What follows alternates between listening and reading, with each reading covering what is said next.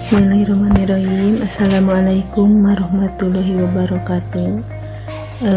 Perkenalkan, saya Yan Sumiati dari kelas NR3 Prodi PG PAUD Universitas Pancasakti Bekasi. Di sini saya akan menerangkan salah satu mata kuliah Kesehatan dan Gizi dengan dosen pengampu Dr. Erna Budiarti.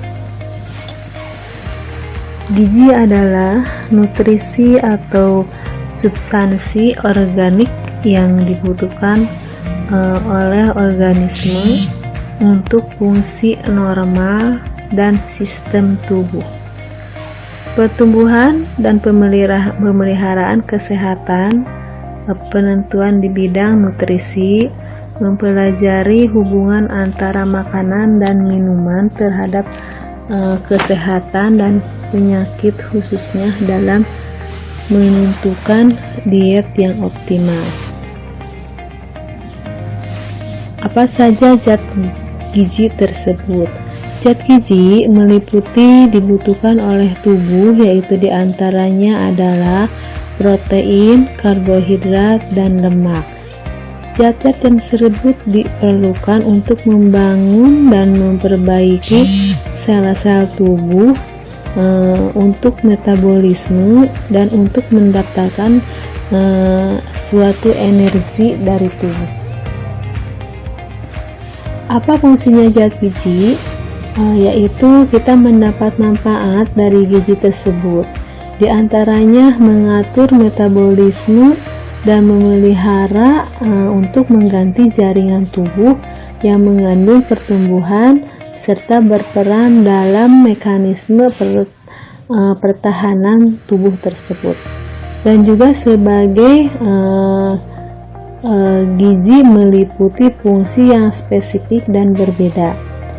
Gizi adalah zat makanan pokok yang diperlukan untuk pertumbuhan dan kesehatan tubuh. Manfaat dari gizi untuk tubuh manusia adalah sebagai pembentuk sel jaringan tubuh. Zat gizi yang termasuk untuk pembentukan sel-sel jaringan adalah air, mineral, dan protein. Zat-zat tersebut akan diolah oleh organ tubuh secara bersamaan. Sebagai penghasil energi tubuh manusia adalah yaitu karbonhidrat, protein, dan lemak. Dengan mengkonsumsi makanan yang mengandung zat tersebut, sistem pencernaan organ tubuh manusia akan mengolahnya hingga menghasilkan suatu energi.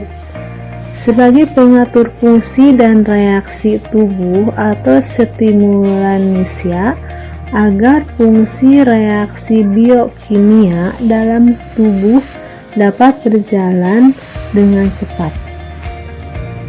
Begitu pula akan menimbulkan suatu hasil yang positif.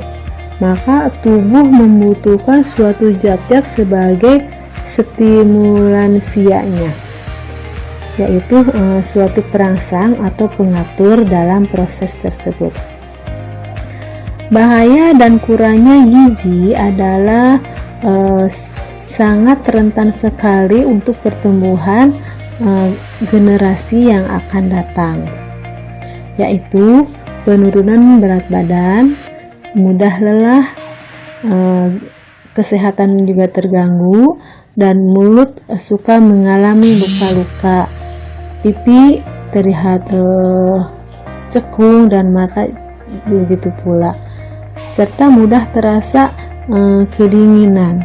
Untuk mengatasi suatu kekurangan gizi, maka dari itu kita harus kerjasama dengan beberapa sektor kesehatan, meliputi untuk memberikan pengarahan-pengarahan kesehatan tentang gizi agar orang tua, anak-anak harus lebih diperhatikan dari segi kesehatannya.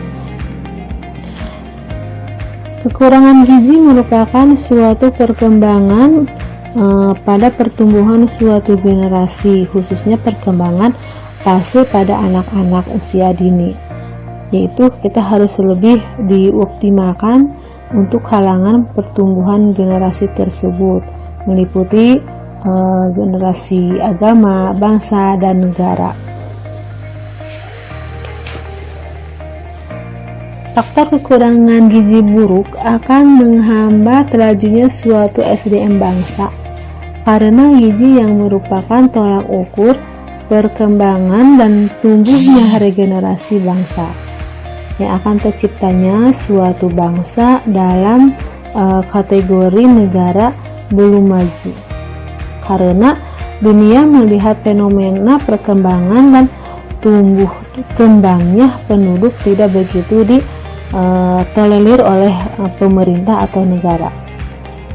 Jadi kita selaku pendidik dan orang tua harus mengacu kepada peran serta kesehatan dan memberikan pergerakan atau penyuluhan kepada masyarakat, orang tua, berbagai instansi-instansi yang meliputi sangat erat kaitannya dengan kesehatan.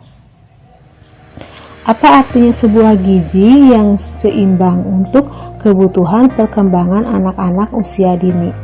Jadi kita harus lebih mengoptimalkan fungsi dan manfaat gizi tersebut untuk kebutuhan tumbuh dan kembangnya suatu generasi agama, bangsa, dan negara.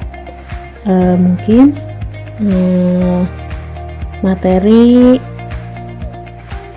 yang bisa disampaikan cukup sampai di sini. Mudah-mudahan apa yang bisa disampaikan bermanfaat untuk kita semua. Sekian dan terima kasih. Assalamualaikum warahmatullahi wabarakatuh.